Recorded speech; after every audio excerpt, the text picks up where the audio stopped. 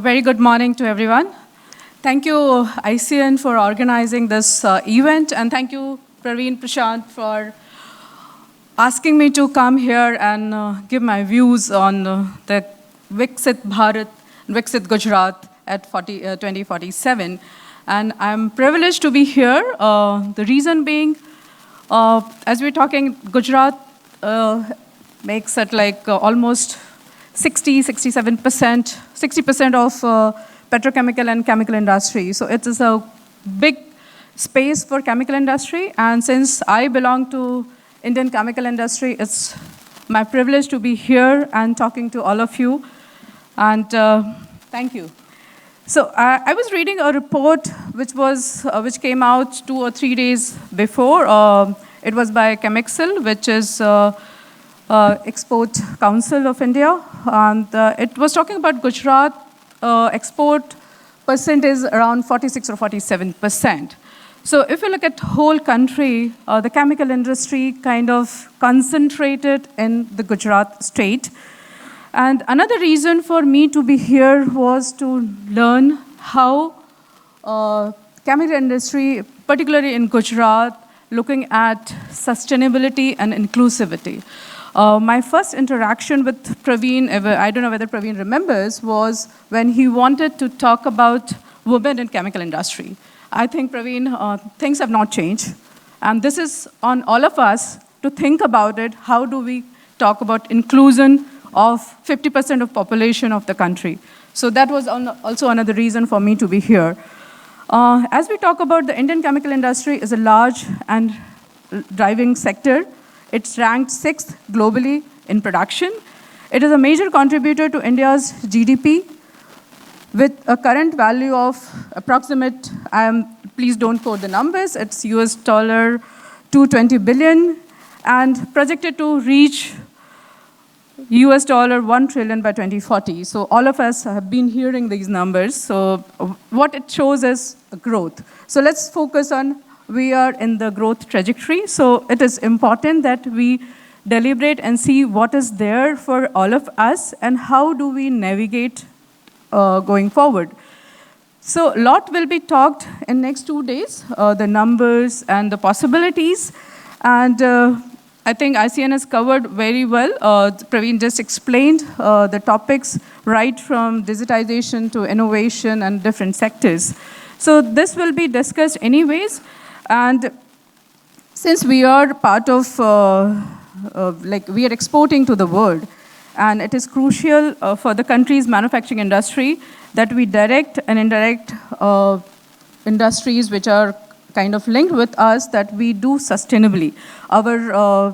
We are like kind of 2 million people are employed by the chemical industry, and we export to 175 countries. So there is no part of the world where we are not touching. So it is very important that we do it sustainably and knowingly, like what is our contribution to the chemical industry.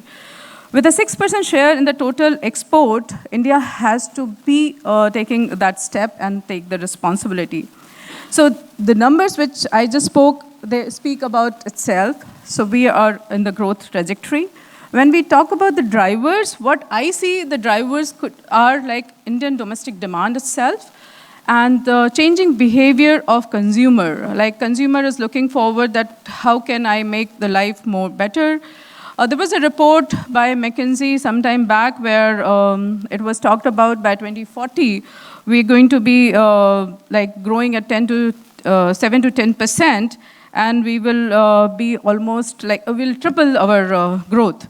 Now this growth again talks about the pillars which are for the growth is rising domestic consumption, changing consumer behavior, evolving supply chain, which is very, very important in current geopolitical situation that we look at our feedstock and make sure that supply chain is controlled and monitored. And there are a lot of government intervention which are important. Since I come from ethanol industry where we have seen EBP program growing because of all these 4 factors which came together for the growth from 2% ethanol blending to 20% in 25, which was to be achieved in 2030. So this growth has demonstrated that it is possible, it can be done. And there are a lot of other factors for India is like we have a very we have some of natural resources, and we also have a skilled workforce, which I think is an advantage in some places. When we look at Gujarat, the key factors is Gujarat is a leading producer. We just saw that. And it is an export hub. And there are concentrated places in Gujarat like Bharuch, Ahmedabad, Ankleshwar, Vapi, where a chemical industry has been flourishing from the kind of inception of the chemical industry, if I may say that. And there are big PCPIR, like the Dahej PCPIR. The government is very supportive in Gujarat for the chemical industry, and which shows in the growth of chemical industry. The infrastructure has been created, like the big port, railway network, road connectivity, which supports the growth in chemical industry. There are major companies in Gujarat which are already contributing in a big way for the country's growth. The Gujarat chemical industry is a key driver in the state economy. So let's focus on a little bit of feedstock availability, because that's a topic what Praveen said that I should cover a little bit. So India, as the country, India is looking forward for a sustainable future. It has established itself as a trusted manufacturer and global supplier of dyes, dyes intermediate, basic chemicals, agrochemicals, cosmetics, and all other various chemical products. The chemical industry plays a significant role for the nation's commitment to net zero by 2070. So all of us have that responsibility. How do we contribute to the net zero goal for the country? By streamlining regulatory process, building a strong infrastructure to support the net zero. Because net zero is not only for bio-based or something like that. It involves the energy efficiency, process efficiency right in the plant, and various aspects of even supply chain procurement. So all the aspects of the industry has to be looked at for sustainability. The accelerated transformation towards net zero circular economy is only feasible with a point of holistic approach of value chain collaboration. So all the collaborators of the value chain have to come together to make it success. It becomes clear that alternative feedstock, such as bio-based, CO2-based, and recycled feedstocks are the key levers to enable this transformation. Now, just to focus on bio-base, we at Godavari Biorefinery work with farmers. More than 22,000 farmers are associated with us to develop the feedstock. So for us, the research starts in the farms. So it is not only the lab. So biomass and the feedstock is created in the farms with a lot of ideas and research and collaboration with farmers. And our scientists in the lab, they develop processes to convert into various products. Now, this helps as a sustainable alternative to, I can say, the petrochemical feedstock or fossil feedstock. It also meets the growing global demand of green manufacturing and carbon footprint reduction. It is a big thing going forward because we are looking at what's happening in geopolitical space. We all have to be very careful how much carbon is emitted by our processes and the products. With abundant biomass resources like sugarcane, bagasse, molasses, and other crop residue, India, particularly Maharashtra and Gujarat, who are having a concentrated biomass available, can transition from fossil feedstock to bio-based feedstock. And there are various reports which we can look at. Biomass feedstock is available throughout the country. A lot is burned in the north. All of us know the story about the feedstock burning and not utilizing that carbon which goes waste.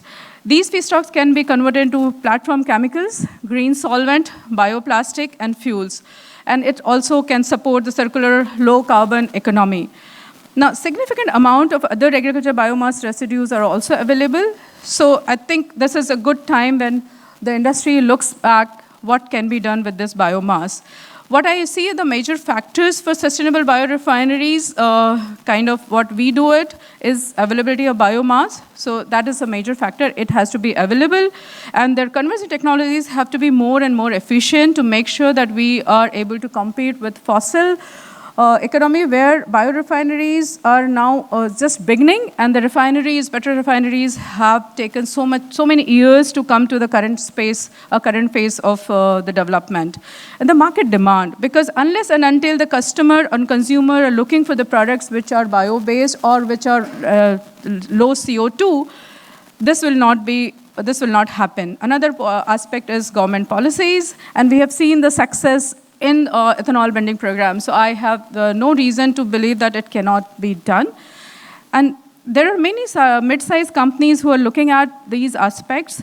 Unfortunately, I see less happening in the country because we have customers who are willing to work with us on these issues, but they are not in India. But yes, consumers will be in India, and the growth will come to this space as well. As the world is going towards net zero, biomass can provide a sustainable solution. So let all of us, consumer, manufacturers, supply chain, or aggregators, have to all come together to make sure that transition happens. There should be a general acceptance on policies for biogenic CO2 uptake, because unless and until we know that each biomass, how can we calculate the biogenic carbon, there will not be any standard policy for accounting this carbon, and without this accounting, people will not get encouraged to kind of produce bio-based materials. So we need better long-term planning and policies and technological solutions that are practical and effective. In an actual life scenario, we'll have to see those examples. Lastly, while aim and vision should be high, the same can be done by taking small but concrete steps. This allows for ecosystem to grow while ensuring penetration of new technologies and the green chemicals is done. And I just wanted to add one more point. Sustainability is not an option for all of us because we do not have a second planet to live. So we'll all have to work together to make sure that this planet is surviving for us to live together. Thank you.